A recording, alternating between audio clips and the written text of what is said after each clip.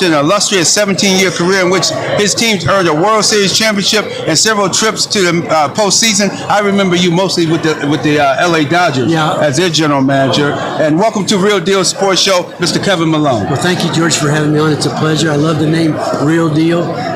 You don't get a lot of real deals anymore. No. But thank you for having me out. I had a blessed career. I thank God for the opportunities. Done with baseball. Eddie Murray, the Hall of Famer from the Orioles.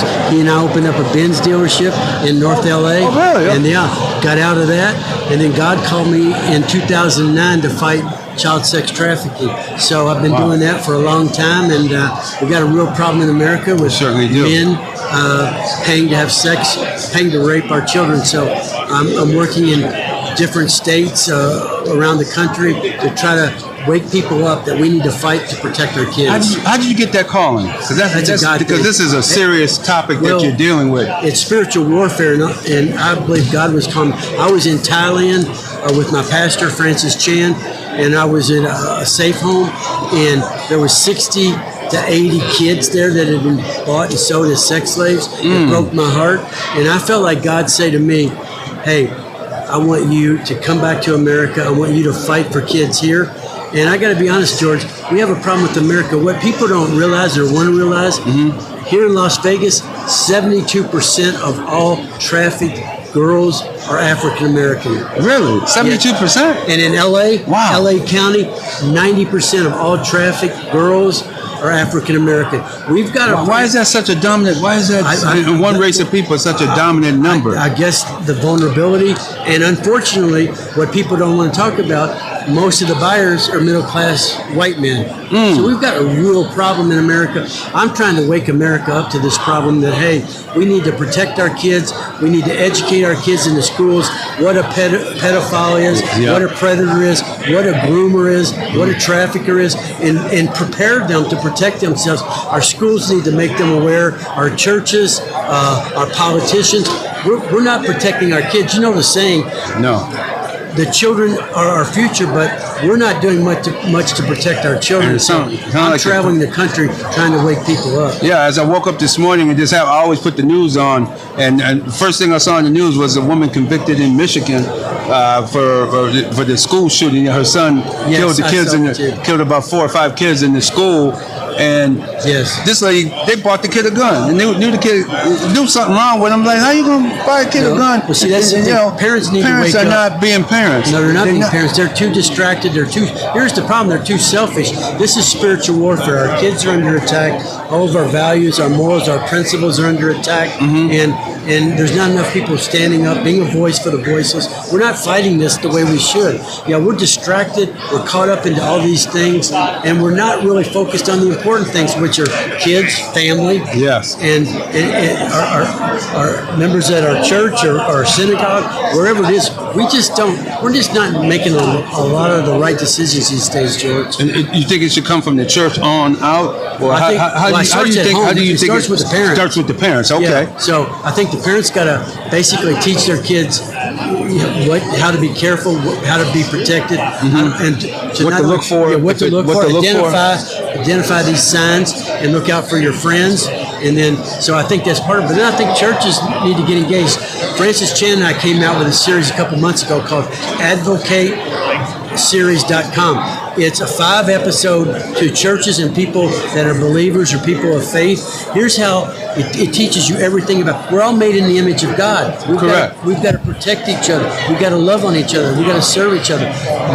But that's sick if you're praying on somebody that can't defend themselves. That's the ultimate. It's just sick and wrong. And we as in the church and parents and coaches and teachers, we need to figure out how do we do a better job protecting our kids from getting caught up in this evil or overdosing on drugs or all the issues that our kids are faced with these days. They're under attack. It's spiritual warfare. Yes, it is. You're absolutely right. Given those high numbers, and I didn't realize it was that high of a percentage going on, especially with African American kids, young ladies. How did you get the NFL and the Los Angeles Commission to commission you to be involved in helping to? That's a great question. How did that happen? 2 years ago at the Super Bowl in LA, I was approached by the LA Sports and Entertainment Commission, Kathy Schlossman. She runs that. She connected me with the NFL. I talked with both of them, and they said, "Hey, we want you to coordinate efforts, work with law enforcement, but put together the nonprofits and any kids or adults that are rescued from this evil. We want to make sure we give them the services they need." So I kind of coordinated our efforts, and I had different people helping me, and we had a lot of success there. I hope they have the success they had. That kind of success here because it's needed. This is Sin City. Everything goes. People look the other way. There's a blind eye towards and everybody's making money off sex here. Yeah, it's a moneymaker. So people don't really sometimes want to do the right thing. Because they're making money. It might not be them directly, but it's somebody they know. Somebody's benefiting. Yes, somebody's benefiting. Somebody's benefiting from it. But wow. I learned a lot in Los Angeles doing this, and I work with law enforcement here in Las Vegas, Clark County, but they need to do more. Governor Lombardo, he needs to do more, but this is a major problem in this city. And how can people can get involved by teaching their kids, making sure they know what their kids are watching or texting, and all of that is a part of this sex trafficking. They're targeted, George. So our parents need to make sure they know who their kids' friends are, what devices and what games they're doing. Most of the boys, we had the only trafficking boys safe home in America, north of Tampa. We had 34 boys go through our home in 4 years. Over half of them were African American. Another large percentage were Hispanic. But most of those boys were recruited on gaming devices. So these predators can communicate with you when you're playing Fortnite or whatever these games. I don't even know. Right. I never played those games. That's how they get into them. They're recruiting a lot of the boys on these games. So we need to be aware and not have our heads in the sand. And everybody can do something. Our website, usiaht.org or kidsnotforsale.org, we have trainings, we have curriculums, we have, if you're interested in learning what you can do, how to equip yourself to get in the fight, we have all this available on both of our websites. And please repeat those two the websites. two websites are usiaht.org and kidsnotforsale.org. Alrighty, I want to switch over to baseball as we're running out of time here, but I want to get to baseball. How many teams were you involved? General manager? 3. 4. And who were those teams? The Montreal Expos, who are now the Washington Nationals, then the Baltimore Orioles, and I finished up with the Los Angeles Dodgers. So 3 teams. I scouted for the Twins. I worked for the Expos. So I worked for different teams, but those were the 3 teams that I was blessed to be part of leadership. And one thing on that resume, you drafted Tom Brady? Tom Brady, we drafted the 16th round by the Expos, offered him $500,000, but he wanted to go and play football. He went to Michigan, sat on the bench a couple years, and the rest is history. I think 7 Super Bowl rings. I think it worked out. He worked out for him. But I think George, he could have been, I believe, an all-star catcher and possibly a Major League Baseball Hall of Famer. Really? He was a left-handed catcher with power, could handle a pitching staff, I believe, arm strength, had everything but foot speed, and catchers don't really need a lot of foot speed. No, you sure don't. You got to have cerebral, more of the catching position. And then with the Orioles, who are some of the, because in Rochester, where we're out of, and we have a lot of large, we were formerly the Baltimore Orioles farm team for many years. AAA team for many years. So I was able to help negotiate a Cal Ripken contract, Brady Anderson, Rafael Palmeiro, Robbie Alomar. So I was there from 96 through 98. We won that. We should have won the ALCS in 96. The Yankees beat us when Jeffrey Meyer reached over the fence on a home run. The Yankees beat us. The next year, the Indians beat us. But we had a lot of fun. I love Baltimore. And again, as you mentioned, Rochester, the Red Wings, I think you guys were. Yes, still are. AAA team for the Orioles. One of the top franchises in AAA baseball. They do Great it there. franchise, long history, and a lot of success. Yes, indeed. A very good run, very well organization in Rochester, New York. And then the last team, the LA Dodgers. That was a lot of fun because success stories there.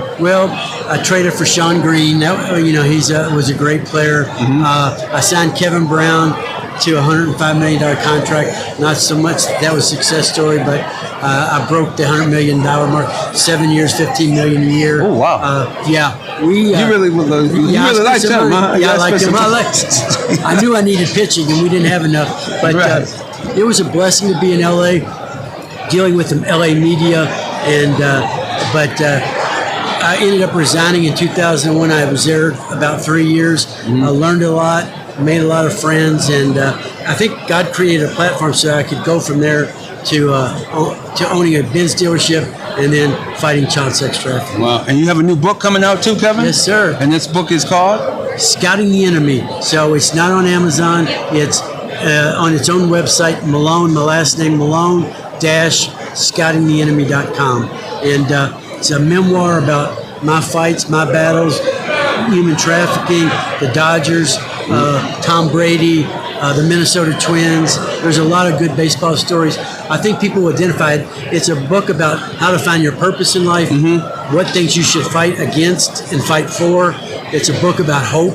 It's a book about, it parallels Moses' life, how he led the slaves out of Egypt. I kind of talk about some of the same challenges in fighting slavery in America. So I think people will enjoy it. It's a good read. It sounds like it. Well, Kevin Malone, but this is a pleasure having you on Real Deal Sports Show. Thank you very much. And please, if you those websites, check them out, because that's a serious issue. The sex trafficking epidemic, it sounds like, going on in America today. So definitely check it out, and also the sports, and get a good read. Scouting the Enemy. Check his book out as well, everybody.